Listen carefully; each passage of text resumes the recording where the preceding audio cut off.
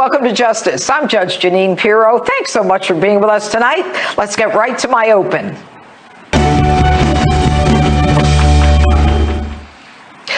The number one problem this country faces is the volcanic cultural and societal shift that harkens the elimination of law and order in America. We are slowly moving from the power that guarantees justice, the rights and privileges in the Constitution and the Bill of Rights, to chaos and anarchy on our streets, in our courts, and in our nation. How did this happen? It happened slowly, but once rooted, it spread quickly.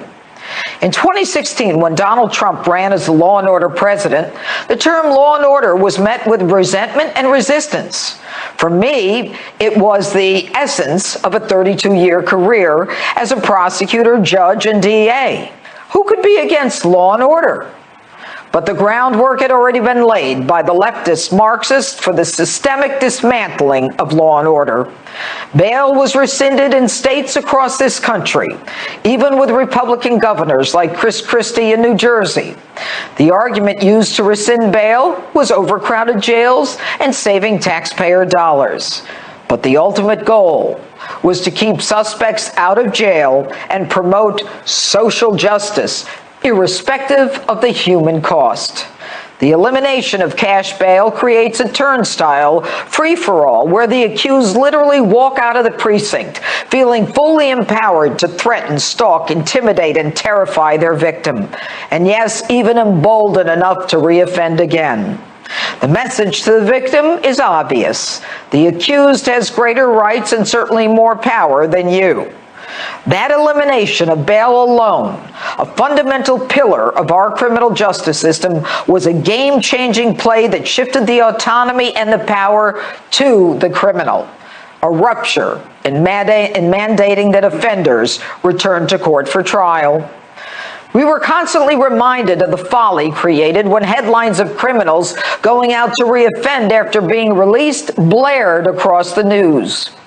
Then the leftist big city Democrat mayors, like New York's Bill de Blasio, instigated unrest and rebellion because of his own personal animus towards police. Police were demonized, leading to protests and chants like this. And that is exactly what they got. Two on-duty New York City police officers, one Wenjian Liu and Rafael Ramos, sitting in a squad car, were ambushed and shot in the head for the crime of wearing a police uniform.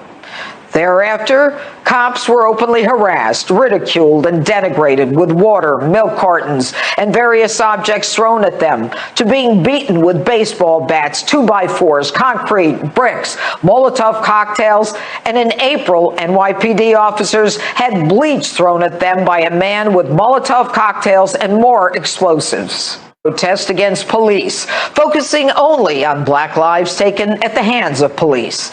The taking of black lives by anyone other than a cop garners virtually no attention by this opportunistic movement. Last summer, in Democrat-run cities like Minneapolis, Washington, Oakland, Seattle, Chicago, Baltimore, St. Louis, Atlanta, police were victimized, blinded, assaulted, and worse. And God forbid a police officer say anything about Black Lives Matter or call them terrorists, they lose their job. In Nashville, police were lured to a scene and then ambushed by a gunman.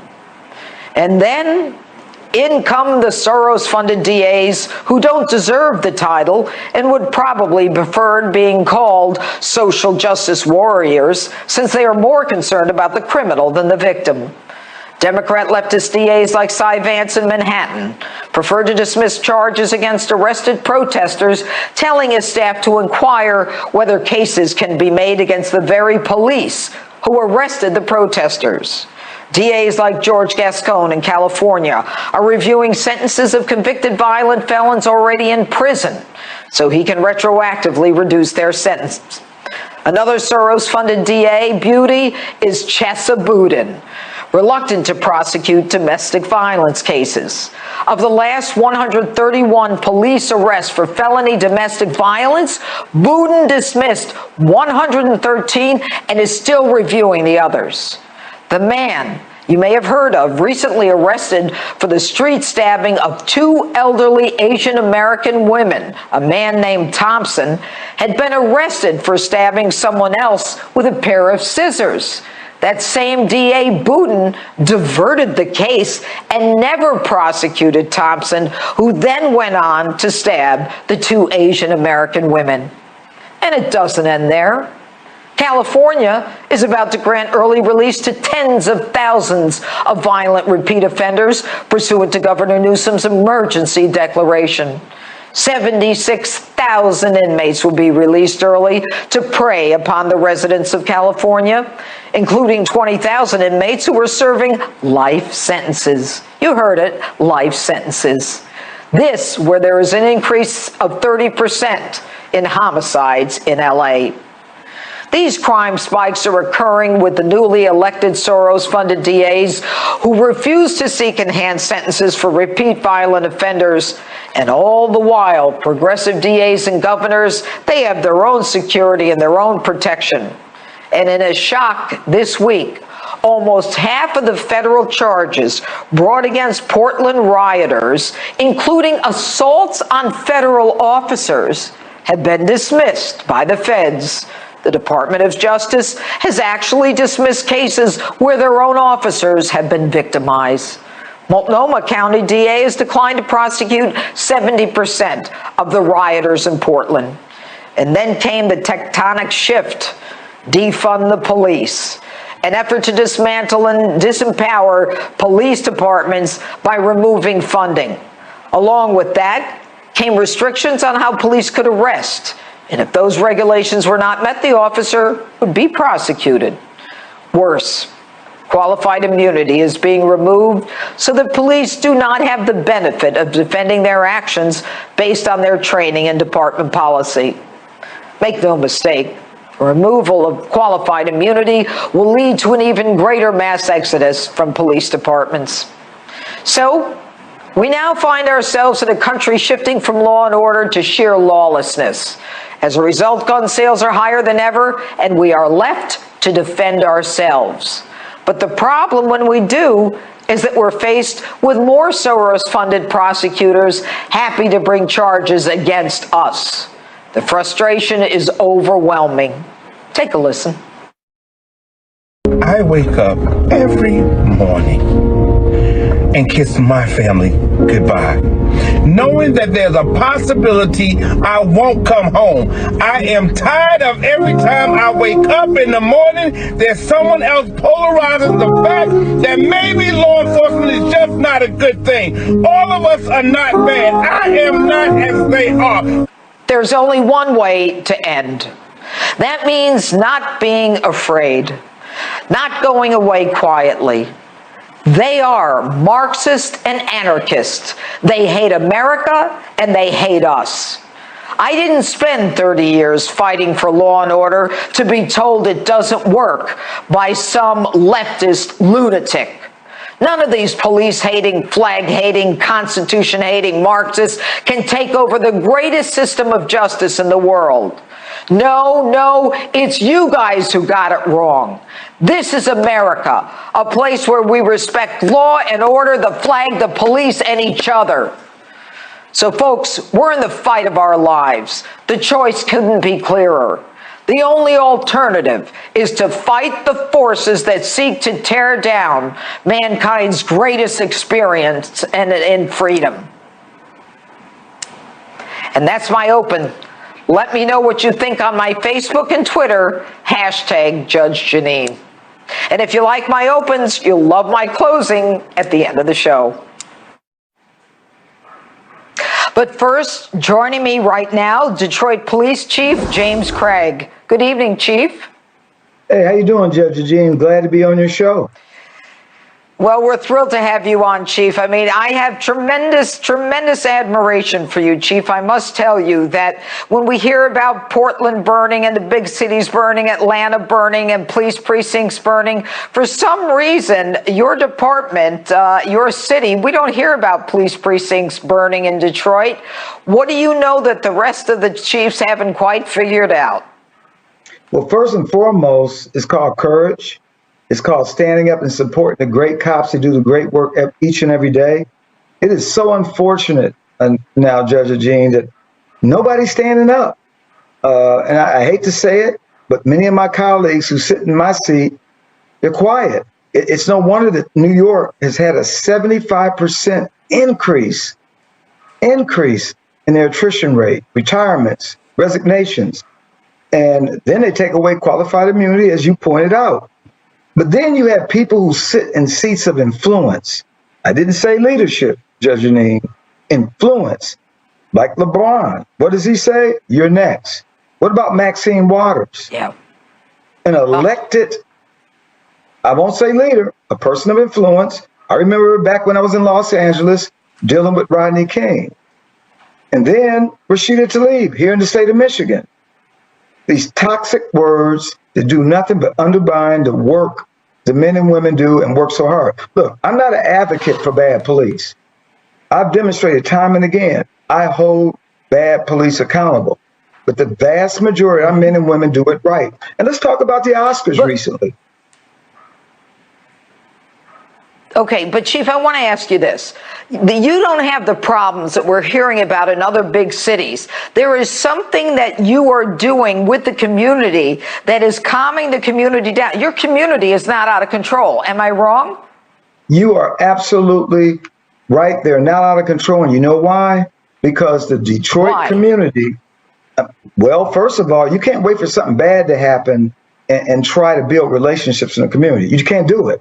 When I got here 8 years ago, it was important that we institutionalize in the fabric of our department that we partner with the community, and not just the people who live here and not just Detroit residents, Metro. I'm talking about our community activists. So what we saw last year, as you know, Judge Eugene, we saw people, outside agitators, who were promoting violence. And unfortunately, in those communities, police departments didn't have a real good relationship. It saddened me to watch my old home of Los Angeles burn. I saw what was going on in my neighboring city, Chicago, places that I love. But we have strong relationships here in Detroit. Okay, but let me ask you one thing. Just a few hours ago in New York City, in Times Square, we had 3 people shot, a 4-year-old, a tourist, and another woman, shot in Times Square in New York City. What is New York City doing? I mean, the mayor hates the police in New York, he does, but you obviously are able to have a good relationship with the community, with the force, and I guess the force is above you. I got to tell you, one thing that our officers have said constantly, we go out and run to danger because we know leadership in this police department is going to support us. I was in Chicago a week ago, Judge Janine, a week ago, and you know what the cops told me? There's no support, and believe this or not, now they're peddling some ridiculous policy that police officers, if they have to engage in a foot pursuit, they have to get supervisory approval first. So I guess if a murder suspect's running from the police, call the sergeant. Stop. Yep, crazy. All right, Chief James Craig, I know that Arizona Attorney General Mark Brnovich, he joins me next, so don't go away.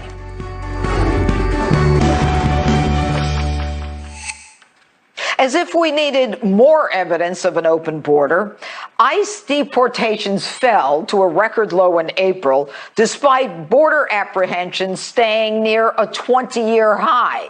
So if they're not being kicked out, that means they're staying here. This all happening as Biden bows to those on the far left by increasing the refugee cap to 62,500. 4 times what it was last year. Joining me now on how his state is fighting back, Arizona Attorney General Mark Brnovich. Good evening, Attorney General. Judge, thank you for having me. Well, it's good to have you. It seems that the Biden administration is doing their best to kind of play a shell game. On the one hand, the ICE deportations is, down. People coming in is up. Then they raised the refugee cap because the far left went bananas. And now they're showing pictures of the facilities that are basically empty when even Henry Cuellar, the congressman, I guess it wasn't a tweet, says, you know, it's a shell game. They're basically playing with images of empty Border Patrol facilities that they move the people next door. What is going on in Arizona? Well, Judge, you know it's bad when a member of Joe Biden's own party is basically accusing him of hiding the truth and not being transparent. Second thing, and this is really important to note, is that even with the raising of the refugee camp, that's clearly a signal by the Biden administration to the far left. But what I would urge everyone, and what I would submit to you, is the real concern is 2 million. 2 million is the estimated number of people who will illegally cross our border just this year. That's like the entire state of Nebraska coming into our country in just 1 year. Secondly, and you alluded to this, Judge, that number, they have dramatically fallen. Even during COVID, the Trump administration was still consistently deporting about 6,000 people a month. This year in this country, it was less. It was about 3,700 in March and less than 3,000 in April. So we've seen this dramatic decline. And what that means is that people that have been convicted of crimes are not being picked up for ICE, not being processed to deportation. So we know, and our discovery has shown, assaults, murders, arson, very serious crimes. These people are not being deported. And so there are approximately 1.2 million people with pending deportation orders. We have sued the Biden administration. We have 3 lawsuits, and we want him to enforce the law and stop endangering everyday hardworking American taxpayers. Well, what is going to happen with those lawsuits? I mean, do you expect anything to come of the lawsuits? I mean, are you still in the motion stage? What's going on with them? Well, Judge, I'm actually married to a federal judge, and I learned a long time ago not to predict what a judge is going to do. Hopefully not the one who's handling the case. Yeah, of course not. Of course not. No, but in all seriousness, we have a hearing set for later this month. But part of what these lawsuits, why they're so important, is not only to hold the Biden administration accountable, but we've literally uncovered discovery, and this is available on our website. We now have some internal emails. We're the first AG or any government office that has gotten this internal emails showing that ICE themselves. ICE themselves predicted there would be a 50% decline in deportations. ICE themselves, they got an email, they decided to unilaterally stop these deportations under their interim guidance policy, knowing that that would mean that some people with felonies would be released into our communities. They show that there's not a resource issue. And this is just the tip of the iceberg, Judge. I mean, what it shows is there is a systematic effort to, for whatever reason, empower the cartels and endanger Americans. Yeah. And you know, that is crazy. Attorney General Mark Brnovich, we're seeing it in the criminal justice system. Now we're seeing it in the deportation, and the criminals are running rampant. Crazy. Anyway, thank you very much. And next, new developments on how the George Soros-funded DA empire across America could just start to be crumbling. Former governor of Missouri, Eric Greitens, joins me with more details. Don't go anywhere.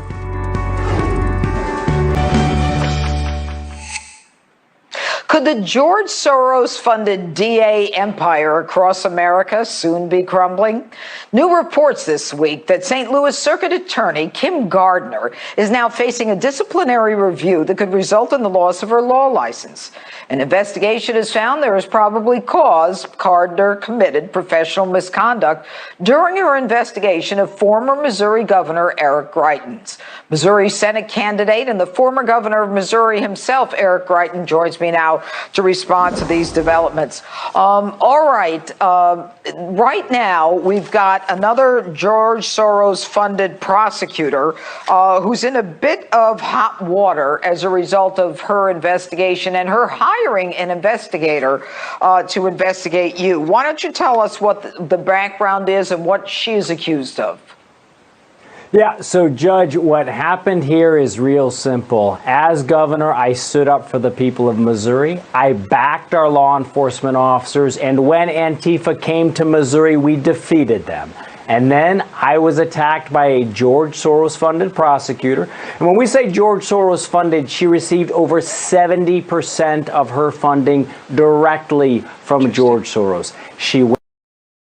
Her office, she went out and got him in to investigate you. So she didn't use her regular office. Yeah, that is such an important point, Judge. She didn't use the police. She didn't use her own investigators. She went out and got a former FBI agent who she brought in, who reported only to her, and he has now been charged for 7 felonies, perjury, and evidence tampering for creating a false case against me. And again, we need to see justice here, just like you said, Judge. Hopefully it begins here in St. Louis, but we need it throughout the country. Let me ask you a question. How did how did she end up being investigated for professional misconduct? And she may even lose her law license. And how did he end up being indicted? Who indicted him?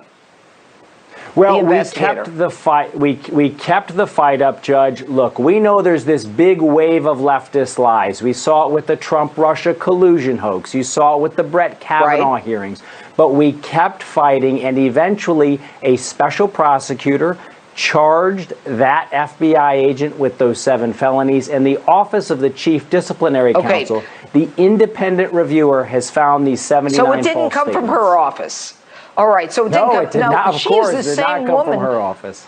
Yeah, that's why I'm trying to figure out where it came from. Now, she's the same woman who's prosecuting the McCloskeys for defending themselves when the protesters tore down a gate and came on their property and said, "We're going to kill you. We're going to live here." Correct? That's right. She's attacking the McCloskeys. She's also attacked police officers across the city of St. Louis. And as a result of her attacks on the police, we're seeing the murder rate skyrocket in St. Louis. You've got dead children, children who are being shot. These statistics are amazing. And we got to remember, every single one of these crimes involves a life, as you talk about, Judge, that affects an entire family forever. When George Soros-funded prosecutors run rampant, it leads to people losing their lives and the destruction of some of our finest cities. No question, Eric Wrighton. Thanks so much for being with us this evening.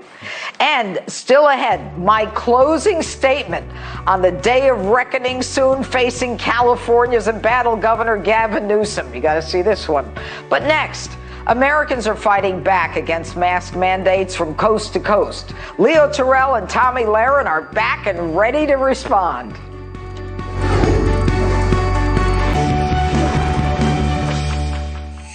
You will listen to us. No, all right, we've had our citizen participation. All right.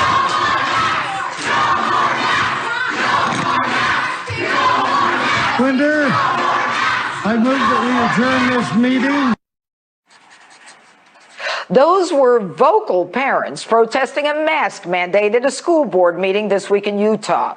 Like so many of us, they simply want common sense restored in America. But with leaders like President Joe Biden, who despite being vaccinated, still fumbles and bumbles around for his mask during every public appearance he makes, or like his cohort, Vice President Kamala Harris, who despite being vaccinated, kisses her husband through a mask, it's tough to find any common sense in Washington these days, thanks to the clueless administration. And joining me now to sound off, Fox News contributor Leo Terrell, Fox Nation host Tommy Lahren. Welcome back to both of you.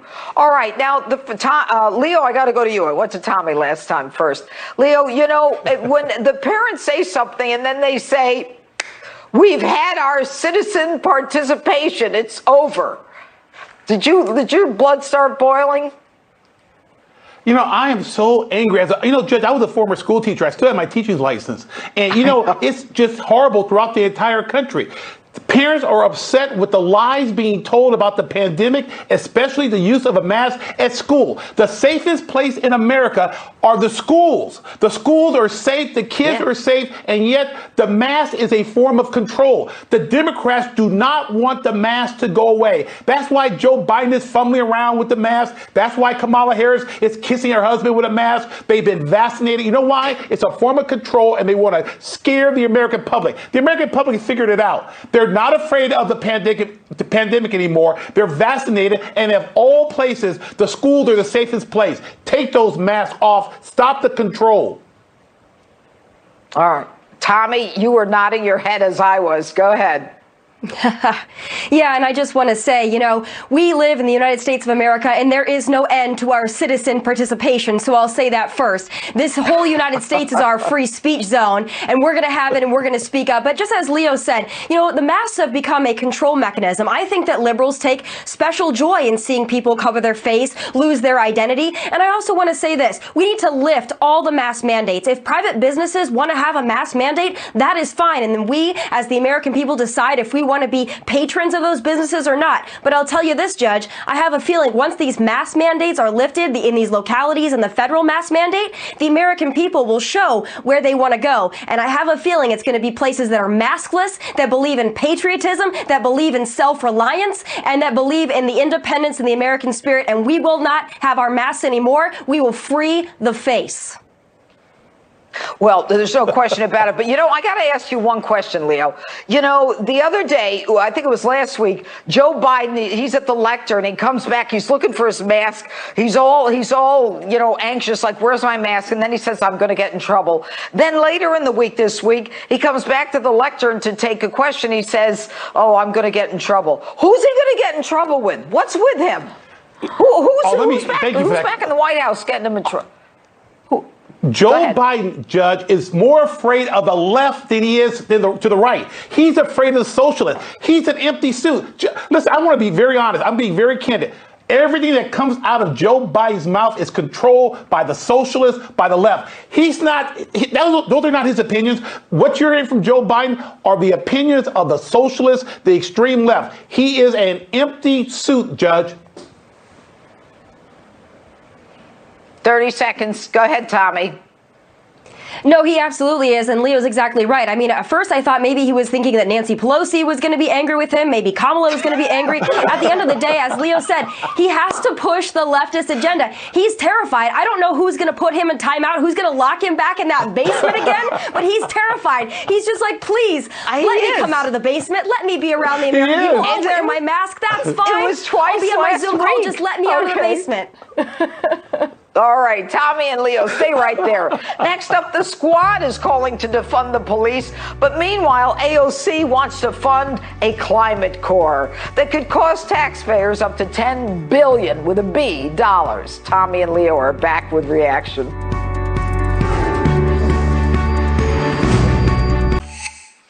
Welcome back to Justice. Radical Democrat Alexandria Ocasio-Cortez wants to hire 1.5 million new federal employees to start a climate corps program that would cost American taxpayers $10 billion. But let's be real. It's simply a plan for AOC to promote her Green New Deal, recruit millions of new members of her left-wing squad. Back with reaction. Leo and Tommy are back to react. All right, Tommy, what is AOC doing? What's up her sleeve? Yeah, if we think the mass police is bad, wait till we have the Karen Corps that's going to go around mandating her climate change agenda. That is the religion of climate change. We know the religion that most people on the left really seem to enjoy. At the end of the day, though, this is just another way to appeal to the emotions of people that care about the environment, that legitimately care about the environment. But this is how they push their big government agenda. They go to people that truly do care about environmental concerns and climate change, and they make them believe that bigger government is the way we're going to save the planet. And that's how they bring in this agenda. They appeal to low information viewers and voters to push more big government and then call it some kind of a climate corps. I bet Greta Thunberg is very excited about it. As for us free Americans, we'll take our regular police. She can keep her climate corps. All right, Leo, what say you? And I'll tell you, Judge, just 1.5 million new employees. These are federal employees. These are union employees. These are future Democratic employees and voters. That's all they want. And here's the thing about it. You're creating a climate corps, you're creating this Green New Deal, and you've taken away jobs. Name me one single Green New Deal job that AOC or Joe Biden have created so far. They've taken away jobs, they have destroyed the economy, and we had the lowest employment raise or surge in this month, 200,000 new jobs. Low. It's been a disaster this month. It's like those shovel-ready jobs. I never met anyone who had a shovel-ready job. Okay, you got to listen to this one. This is by a sound for Black birthing people for Mother's Day. I am committed to doing the absolute most to protect Black mothers, to protect Black babies, to protect Black birthing people. And okay, Black birthing people. I guess we're not mothers anymore. We're birthing people. What do you think of that, Tommy? On the eve of Mother's Day. Judge, What do you say? it's Happy so ridiculous. birthing, lady? Yeah, they really want to take away. I thought that the left was all about women's rights and female empowerment. Now they want to take away the accolade of childbirth from us too. But you know what? I'm glad that you reminded me of this, because I have to wish my birthing person a happy special day tomorrow. I happen to call her mother, but I'll remind her tomorrow that she is just my birthing person. Take away the accolades from the women. My goodness, downright sexist. What a shock. And that woman's in Congress, Cori Bush, she's from Missouri, Leo. Go ahead. She's trying to, not only is she diminishing motherhood, it's an attempt to destroy family, but to all of a sudden identify or to eliminate the term mother in birthing is ridiculous. I'll tell you one thing about this woman.